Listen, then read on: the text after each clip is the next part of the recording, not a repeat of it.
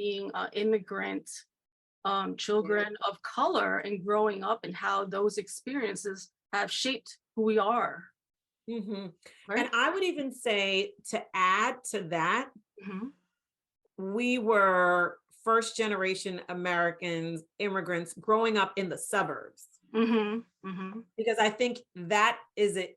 We share similar experiences with other peers who have grown up with that label per se. But I think another subset is, kids who may have grown up like that, immigrants, first generation, maybe in an inner city, whereas we grew up in a suburb. Yep. And we were really, really the minority in that suburb. Yeah. So yeah. And that minority is not celebrated at all or nurtured properly. no, it definitely wasn't when we were growing up. Mm-hmm. Definitely wasn't when we were growing up.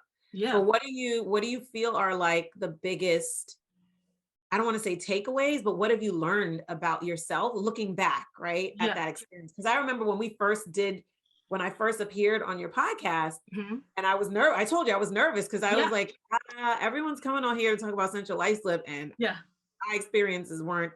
I had good friends, but they weren't all like things I wanted to remember. Yeah. So what was like, when you think of yours, like what was your journey like? And like I reflect on it a lot, and I connect the conversations that I have with Skiawa and sometimes with you, in that it was a really hard line to be living in, because you're constantly trying to struggle to be for me, I had to be struggling to be Americanized and go for the American dream, and that's capitalism, make money and prestige for the family, and also hide all the family problems and stuff, because back then our family, you never talk about problems, you never expose anything that's going on in your family, any issues, whatever. Everything was always no, you don't talk about it with them. It's they're the other, and we're secluded and everything.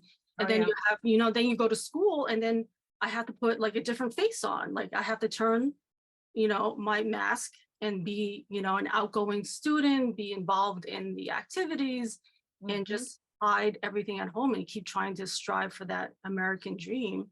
And it's a hard juxtaposition, and also the racism that's also there, because I'll see racism in Ronkonkoma, and then I'll be accepted in CI, and I just never understood why Ronkonkoma was all white and then CI was all mixed at that point.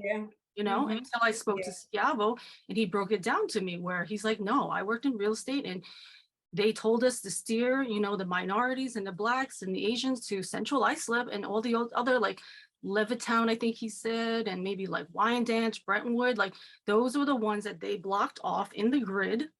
You steer all of those people there, and you keep all of these white. And he said it in my last podcast, where he's like, Long Island is one of the most segregated places in probably the country. It is. Yeah. And a lot of people